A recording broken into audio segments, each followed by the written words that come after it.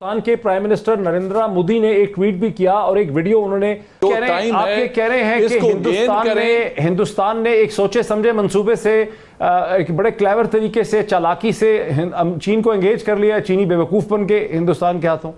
नरेंद्र मोदी ने अपने आप को एक स्ट्रॉन्ग मैन की हैसियत से एक 52 इंच की या 56 इंच की चेस्ट के हवाले से बेचा। से चंद घंटे पहले हिंदुस्तान कमजोर ना समझा जाए और उसको प्रोवोक किया जाएगा तो हिंदुस्तान बड़ा हार्ड हिट करेगा। ये कहा है आज नरेंद्र मोदी ने, अब से कुछ 6 घंटे पहले।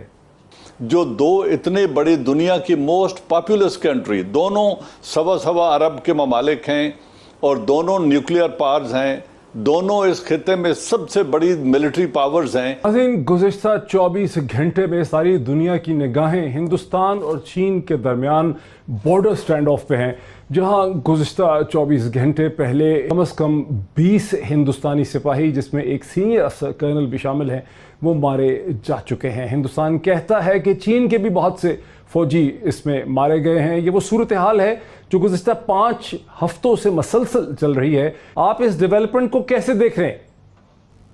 देखिए, ये बहुत इंपॉर्टेंट डेवलपमेंट है। मैं समझता हूँ 1962 के बाद, ठीक है, इसके बाद उनका क्लैश हुआ था, इससे पहले भी 77 में, 67 में भी, लेकिन इस नौयत का तो कभी भी नहीं हुआ। और इसके कई फैक्टर्स हैं।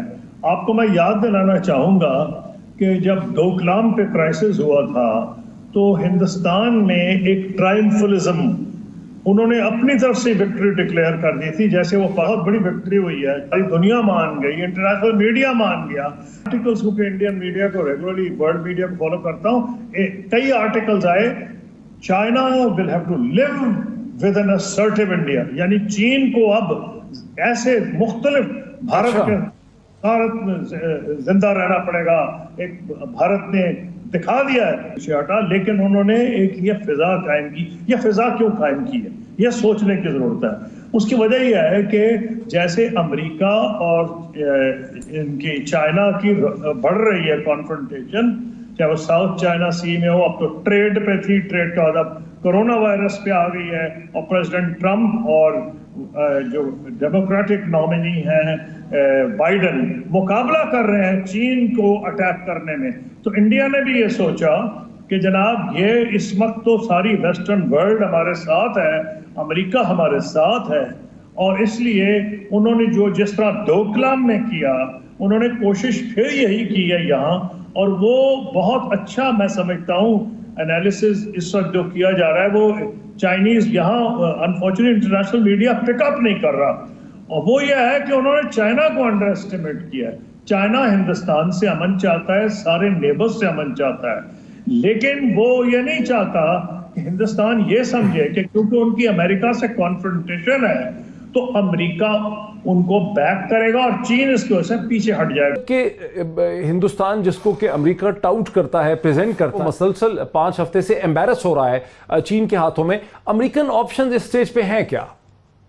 देखिए, ये याद रखिए कि ट्रंप ने जब कहा कि मैं मीडिएट करने को तैयार हूं, और वो जब हादसा हुआ, जब ये वाकया हुआ, तो उसके 24 घंटे के अंदर उन्होंने कहा, और मोदी ने कहा कि मुझसे तो कोई बात ट्रंप की हुई नहीं है और हम ये बायलैटरली सेटल करने की कोशिश करेंगे।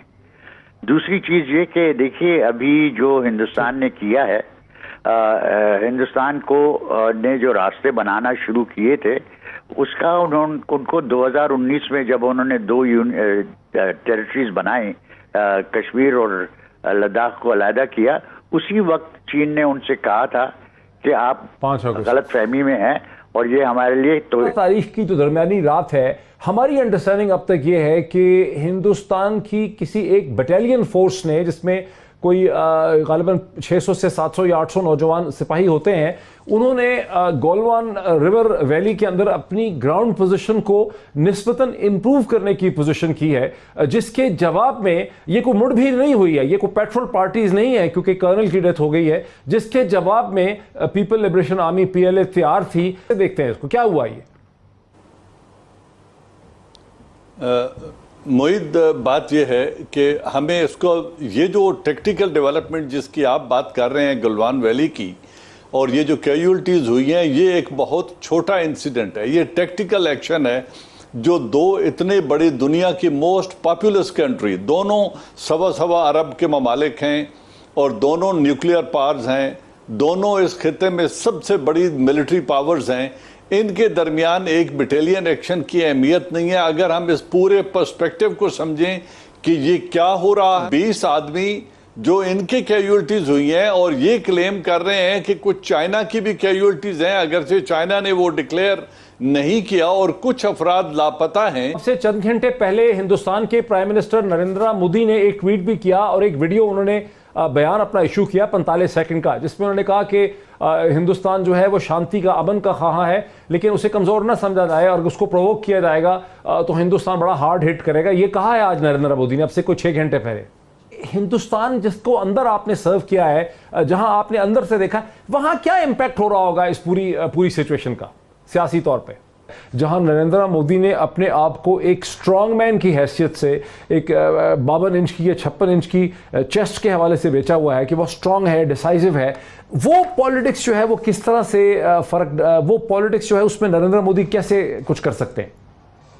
देखिए, हमें हकीकत पे मबनी चीज देखनी चाहिए, लेकिन जो पार्लियामेंट्री उनकी मेजॉरिटी है और जो राज्यसभा में भी मेजॉरिटी हो रही है, उनको कोई ये डर नहीं है कि उनकी गवर्नमेंट को शेक किया जाएगा। हो सकता है कि प्रोविंशियल इलेक्शंस, जो स्टेट इलेक्शंस हैं, उनमें कुछ असर हो, लेकिन बाय एंड लार्ज मेरे साथ रहें जरा, मेरे साथ रहें। जल एजाज एवान, एक दिन पहले गुज़श्ता रोज़ पाकिस्तान की इंटेलिजेंस ने एक बड़ी अनप्रेसिडेंटेड ब्रीफिंग दी पाकिस्तान के तीनों सर्विस चीफ्स को। आर्मी चीफ थे, एयरफोर्स थी, नेवी के चीफ थे और चेयरमैन जॉइंट चीफ स्टाफ भी थे। इसकी क्या सिग्निफिकेंस है, कितना ख़तरा है कि हिंदुस्तान और नरेंद्र मोदी कोई एडवेंचरिज्म करें कश्मीर में, गिलगित करना, उस इंफॉर्मेशन को एनालाइज करके ऑपरेशनल डायरेक्टरेट को देना कि आप इस पर आप मिलिट्री रिस्पांस बनाएं ताकि हम कल सरप्राइज ना हो।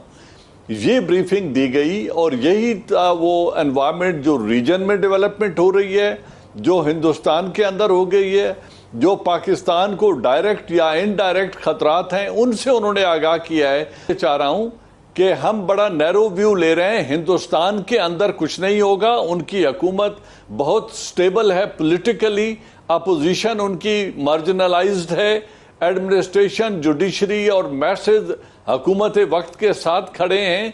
देखिए, जो उन्होंने जो कुछ बाइट कर लिया है 370 एंड 35A के, उसको डाइजेस्ट करने के लिए वो अमेरिका की कंस्ट्रक्टिव एंगेजमेंट कर रहे हैं चाइना को कंटेन करने के लिए, क्योंकि वो कश्मीर को एब्जॉर्ब करना चाहते हैं। किसी किस्म का इंटरनेशनल डिप्लोमेटिक प्रेशर या प्यूनिटिव एक्शन को रोकने के लिए वो अमेरिका को अपीज कर रहे हैं। चाइना के साथ हम री इलेक्शन प्रेसिडेंट ट्रंप के दोबारा इंतखाब तक जो टाइम है, आप कह रहे हैं कि हिंदुस्तान ने एक सोचे समझे मंसूबे से, एक बड़े क्लेवर तरीके से, चालाकी से चीन को एंगेज कर लिया, चीनी बेवकूफ बन के हिंदुस्तान के हाथों।